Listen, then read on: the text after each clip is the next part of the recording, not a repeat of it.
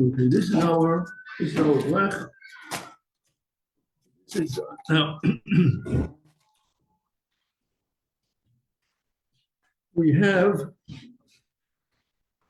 something that is called a blech, a metal cover. This will be used. When do we have to use it? On Shabbos, when there is a fire and we want to keep something on top of it. So in that case, we want to make sure that we remember that it's Shabbos. So we're going to have a reminder by putting a metal sheet on it. And that's going to remind us that it's Shabbos because during the week we do not use this. So why do we have this? It's a Shabbos one. There's a fire underneath.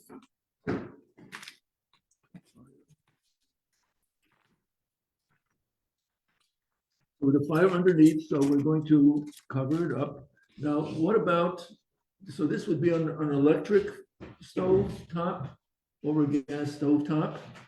And what about, we also have knobs. Do they have to be covered?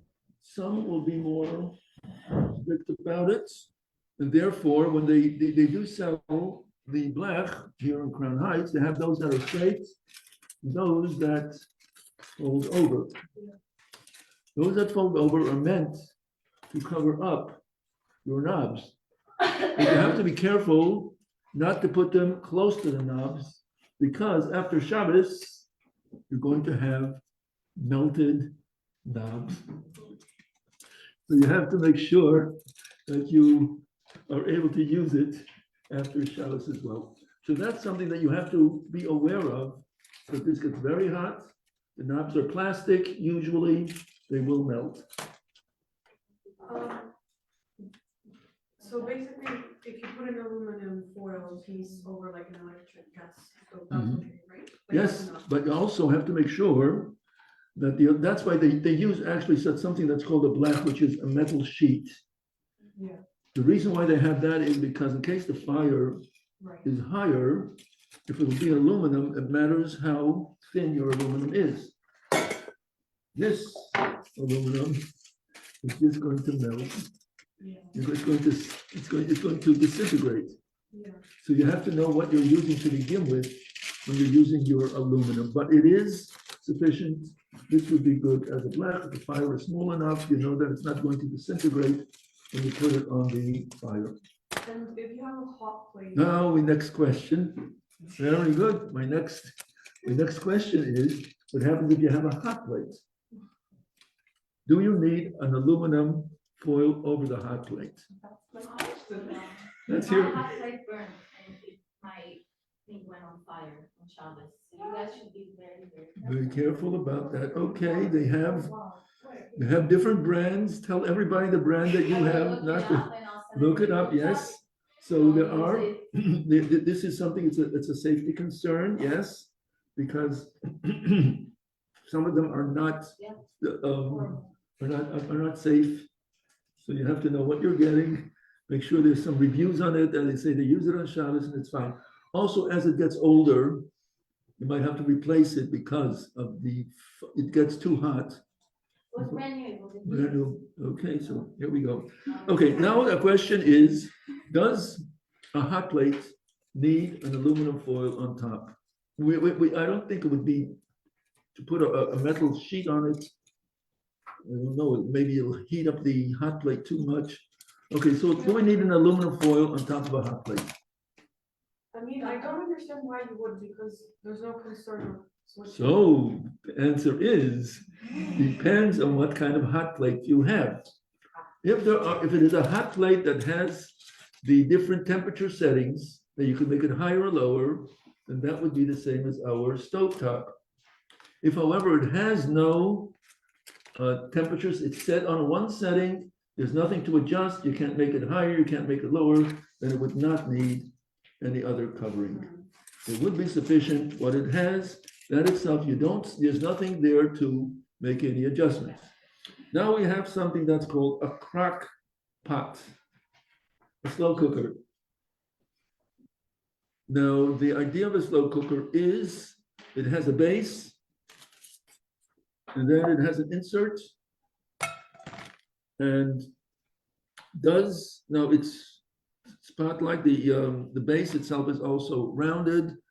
Does the slow cooker need aluminum foil to line it?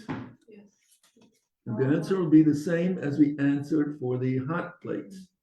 If it's a slow cooker that has high, low, medium, then it is adjustable, and therefore it would need aluminum to remind you that it's Shabbos. If it is just one setting, there's nothing to adjust, then it would not need the aluminum. Now,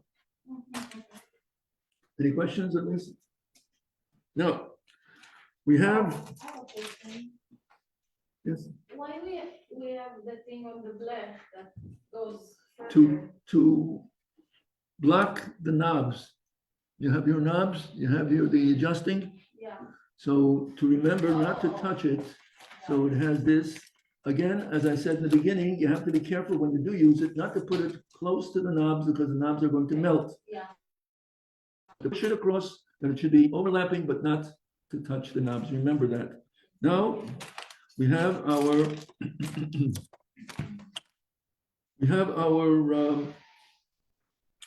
hot water urn. We have our pot, and we want to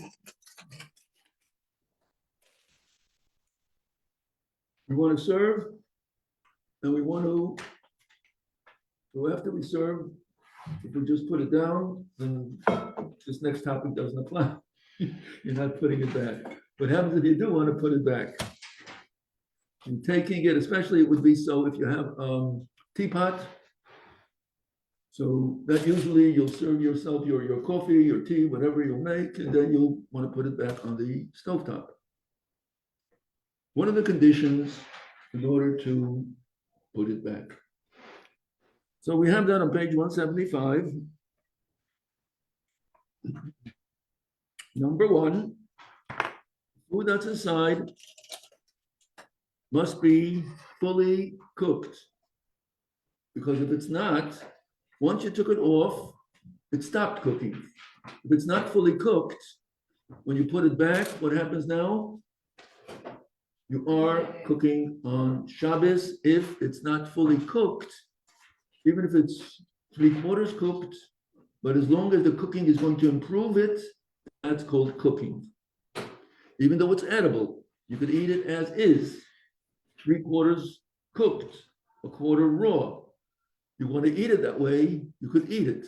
However, to put it back on the heat, that would be cooking. And that's also that what happens if it is not fully cooked, you cannot move it closer to the fire. If it is a stovetop that has a fire or the electric, that's where you have the coil, moving it closer is cooking. Putting on a lid is cooking. So once, if it's not fully cooked, you cannot put a lid on it. Also, if it's not fully cooked, serving from it, that itself is also stirring. If it's not fully cooked, you are cooking it by stirring it. Taking out food is also moving around the contents inside, and that's called cooking. So if it's not fully cooked, then you are cooking on Shabbos, which cannot be done. So, this is number one, fully cooked. Number two, when you're taking it off, you have to have in mind that you are going to put it back. That's your intention. You took it off.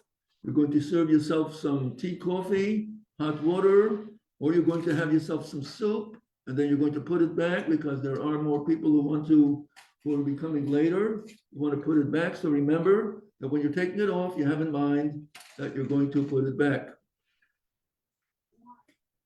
Because it's only because you cannot put something on this stove to begin with on Shabbos. So we spoke about this last week, that would have something that is dry and fully cooked, and you take it out of your refrigerator. You cannot put it on the stovetop or the hot plate because it looks like you are doing so to begin with. You could only do it in a way that shows that you are only putting it back or just trying to warm it up. We spoke last week what happens if you have something that's completely dry. We have now our challah taken out of the freezer. Could we rewarm it? Yeah. Yes. But if it has any icicles, you have to take off the icicles because we cannot heat up. We can't heat up something that is liquidy moisture. Like we said, if it's wet enough, if you touch it, you're able to transfer the wetness to another surface. That's called wet. So if your challah has the icicles, you have to wipe it down. So it should be a dry challah. You can't put it on the surface itself. You're going to get yourself toast. So we're changing off from a baked good to a toasted good. Not good. So what you could do is put it on top of challah, put it on top of something that's already on the fire. So if you have any pot, you have to put it on top of your hot water urn. If you don't have anything at all, what you could do is you could take a pot that is empty, put it on, and now you put it on top of this. You don't have any food on the, you don't have any pots on the blech, but you do want to warm something up that's permissible. So you can take a pot, empty pot, put it on it. This becomes now very visible that you're only warming it up, you're not cooking it because no one cooks. But upside down top. Yes. So you said that putting challah like right on the left is not permissible, right? It's questionable because you're making toast. It's changing it from But you know those like things that you put in the oven that are like, you know, like ridges, but yeah, maybe I don't know. There's like the tray that Yes. goes in the oven, and then there's the line. yes, well, that's for roasting. Yes. So are Roasting you allowed pan. to put that on the left and put the challah? Yes, you could, as long as it's something else that's not direct. In other words, you want to indicate that you are just warming it up and not toasting, cooking, whatever it is. So you could take that roaster and put it on. But again, you could see that this is something that's only to raise it to indicate that you are not cooking to begin with. Right. So we spoke about that you have rice, you have noodles. That as long as they could be clammy, but they're not damp. They were drained before Shabbos. So in that case, you could rewarm them. The kuglach that we have, the challah that you have, that you can do again, should not be directly on the surface of a blech, but rather on something that is raised. If there's already a chunk pot, you could put it on top of the chunk pot. There's a hot water kettle, you could put it on top of the hot water kettle. As long as you could put it again, we spoke about the radiator. You have a radiator that's actually has body to it that you could put something on. You can rewarm on a radiator as long as it's not wet or liquidy. That's a question. Yes, so if you have the aluminum foil Yes. and then you want to take a pan with meat, whatever, it's not enough of The aluminum foil itself is not enough, no. Because the aluminum foil is directly on the fire and it's But if it's on a hot plate, a hot plate. That is, again, there is room to, I'm not going to say what could be done, but there is room to be able to put it on because people do not cook on a hot plate. So if it's something that, it's again, the ones that have the different, the different heat, some people might cook on that, they'll put it on high, they'll put it on, and they will cook something up. But if it's something that has no knobs, no adjustable, it's meant only to keep it warm, then one could put it on this. And this is just directly on the hot plate. Yes, And this is any food that if you touch, the voice does not transfer to your hand. and fully cooked. Fully Right, cooked, I'm fully saying cooked, yes. Fully cooked, Yes, no moist. chicken, yeah, no moisture. You have a chicken, cold chicken that's dry. You dry it with a towel paper. And you're going to put that on, again, you put it in some. Now, we will, let's say if you do want to put chicken, I don't think you would put the chicken directly on your hot plate. What you would do is how would you if you want to warm up cooked chicken, okay, cooked chicken, we don't have, not roast chicken, cooked chicken. Okay, roast chicken would also be the same, but cooked chicken, and you want to put it on in a way that's not going to roast, it's just going to warm it up. What would you do? How would you get the chicken? Put it on the blech. What would you do? So you said not, you can't put it on aluminum paper. Now I'm asking, what did you do? I would put it on aluminum paper. Okay, put it on aluminum paper. Okay, we're going to speak about that. Okay. I just want to bring it up. I'm going to go back to it Or later. saying putting it on I'll the go back. I'll left, go back to. I'll go back to it I mean, later. on the top. So again, so we have this is fully cooked. Our intention is when we take it off, our intention is to put it back. So it is not putting something on to begin with. It is something that we are returning. By intention of putting it back would be you're going to be holding onto it. So if it's a tea kettle, it's very easy. You hold it, you pour.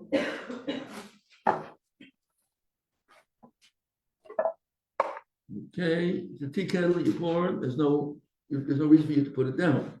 But if it is soup, then if it's something like this, a little soup, then you can just again hold on to it. Where's our plate? Here's our plate. Hold onto it. Take the ladle, put it in, and then we're going to return it. Right? Now, so we've done so, but also we have our lid. Now remember what's with our lid. Our lid is if it was on there and there gathered moisture, so then our moisture is going to cool down. It's a liquid. So we can't reheat the liquid. So what some people will do is they put their lid, if it's something, again, if it's such a lid, if it's in such a way that the lid will not be ruined. Sometimes you have that knob that's there. So if it's if it's a knob that if you turn it over and it's going to keep the lid warm. So, and the knob is not going to get ruined. And some people put it on the hot plate while they're serving. This stays warm. So there's no reheating the moisture because it's still warm. Then you can just put it back. If it is taken off, it does become cold, then one should wipe it before we put it back. Okay, so now we served, putting it back. It's still warm. Your intention was there to put it back, and then we're going to put it back. So here we have on page 175. Take care not to let go of the pot. Okay. Now, this is all with something that is able to be held with one hand. What happens if it's a soup pot that has two handles to it? And there's a lot of soup. So, number one, you can have two people. One person will hold the pot, the other person will serve. Then when they're ready to do it, again, this is going to be dry, put it back. Now there are no two people.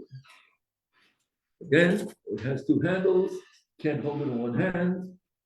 What do we do? So there are different things to indicate that you're not putting it down. So there are a few ways. One would be tilted on the side. That way you're showing that you're not putting it down because it's tilted on the side, which the intention is to put it back. What happens if it's again such a pot that tilting on the side will not be practical? So you have to put it down.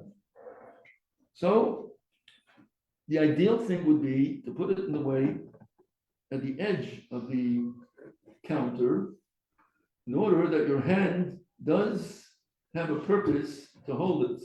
Because if not, you're going to be holding it in such a way that your hand is going to be useful. However, if you are concerned that it might still, you don't want that to happen. So in that case, if the pot is that big, putting it on the side is not practical, then you put it down, but hold on to it.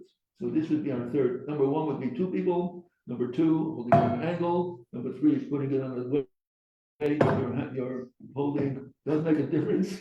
And number four would be holding on to it. All of this because you can. Remember that you're only taking it off to return. Yeah, but I'm talking if you cannot serve this from the stove. Oh, now we cannot serve directly from the stove itself over the fire because we cannot mix, you cannot stir. While it's on the fire, it's all a cooking process and we want to stay away from any cooking process. So we do not serve while it's still on the fire because that is stirring it. That's part of it. Okay. So there we are. By the time you're putting it back, this also the fire should be covered. And here we are.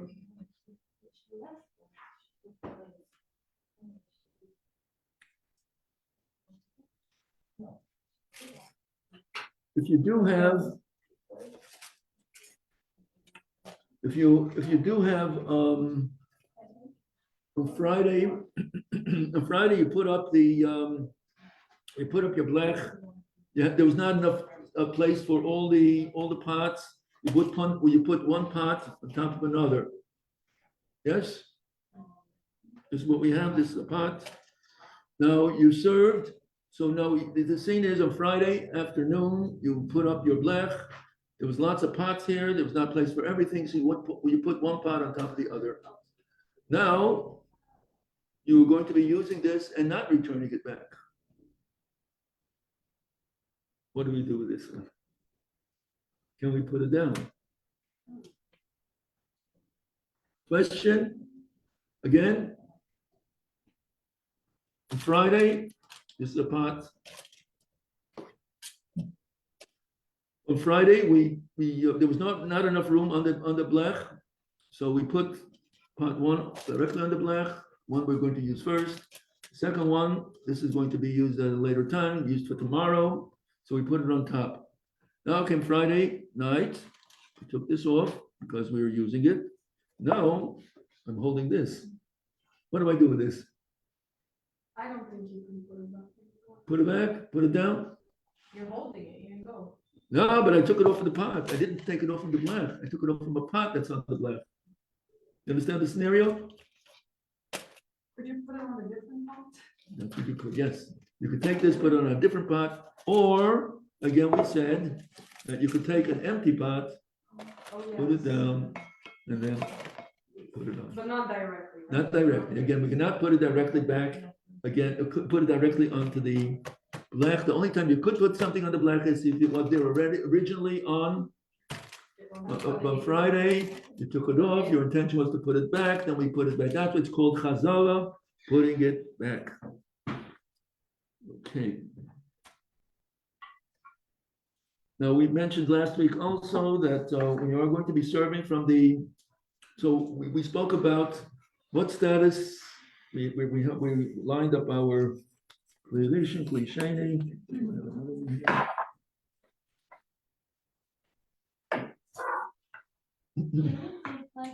Okay, this was our, yes? Can you take like a little, like a small pan and have, I don't know, warming up the kugel again? From next day, Yes, Shabbos day, yeah, you put the kugel away, yes, the blech, the yeah. big pan, but then you want a little one for breakfast. yes. Wow, what the way to do it. So on something that's already on the fire, you take your kugel, and you put it, this is our kugel, You put it on a pot that's there already. Oh, so there has to be a pot for before Shabbos, or something, like you can't. No, you could turn it over. I'm just speaking, practically speaking, if there's something already on, you just put it on. Here. Now, You have to put it any way that shows that you're not cooking. Right. And you have to make sure that when you touch it, the moist doesn't transfer to that's the correct, yes. So it matters over the state of the kubel. It matters what kind of kubel it is. Again, now, when you're serving with this, we had the, so we have kli rishon, kli sheni, kli shlishi. Okay, this is kli rishon, number one, the one that's on the fire. Kli sheni, the first one that you're going to put in. This kli shlishi, the second one. So it's 1, 2, 3. Now, what again was the status of our ladle we're serving? Is this still number 1 or is this number 2? Number one. Okay, so we said we should treat it as a number 1 because if you leave it in the soup, it's going to, when you take it out, the temperature of the soup and the temperature of the soup in here is going to be, was the same. I did find it differently when it was with water. When I took out the ladle with the water, the temperature dropped significantly in the ladle. But we're going to keep it just. We're not going to have a thermometer. You know, we can't on Shabbos. We don't use that thermometer. We can't know what's the story of it. So if you leave it in, treat it as a kli rishon, and therefore this is going to be kli sheni. This is going to be kli shlishi. Again, if you want to eat from here directly, you don't have to have kli shlishis. It's only if you're going to make any change. If you're serving from this, putting in here, this you're going to be eating. You're not adding any salt. You're not putting any crackers. You're not putting any challah. You're not doing anything to affect cooking. Then you could eat it as hot as you wish. So you don't have to have kli shlishis if you're not adding anything to the kli sheni. I just want to clarify, anything can go in a kli shlishi? Like In our community, yes. In other communities, we have here a tea bag. It's uncooked. A very low temperature will cook it. There are those who will wait for the kli shlishi to cool down to use the tea bag. And what about the? And if they, so to them, what they would do is they would take before Shabbos, cook up the water, put a bunch of tea bags in, add it in. So now we put it from kli rishon into kli sheni on Friday. The tea all cooked already. What you'll usually do is take out all the tea bags. Now you have tea essence. So this is already pre-cooked before Shabbos, right? There's some people who will have also a little teapot that they will also keep on the black as well, so the water will be hot. Now, what this will help will be what happens if we did use our kli shlishi with our tea bag. So now you want to add more hot water from the kli rishon. And generally, if this is still warm, you could add from a kli rishon into a liquid. However, that would be only if the contents inside is all cooked. In this case, the tea is not cooked because the tea bag uncooked. So now when you're adding from the kli rishon into the kli shlishi, you are cooking. So then you would not add directly from the teapot to your kli shlishi. You would go back again, kli sheni, kli shlishi if you want to reheat again. So many times when people are drinking our tea, it became already cool. You want to heat it up again. So everything is pre-cooked already from before. You can just take from the kli rishon back again to your cup of tea or coffee, but if it's pre-cooked, then you can just add more water. If you did add the liquid lemon juice, it's not cooked. You could add it to kli shlishi, but you can't take the kli rishon and then add more to our cup of tea. So people who do like to keep refilling it again, they like it real hot, they will do is make the tea essence before Shabbos. It's all the liquid is pre-cooked. You could now keep adding from the kli rishon into your kli shlishi. Shabbos day, we have here is our tea kettle.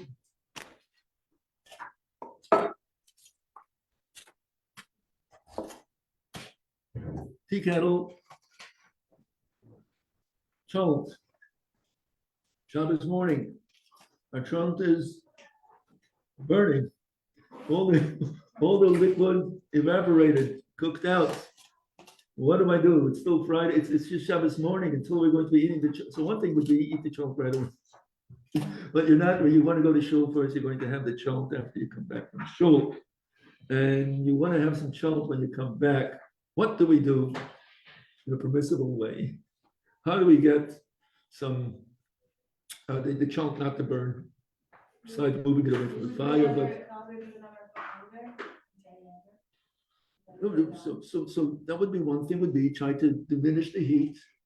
But right now, even with the diminished heat, it's either the chunk is going to get cold or it's going to burn. So what could we do? Hold it and then add water. Okay. So again, cleavation to cleavation is permissible. So we're going to make sure that it's going to be directly. And so nothing on the fire itself, we can't add anything. That's like stirring, cooking, when everything else would go with it. So we can't do that while it's on the fire.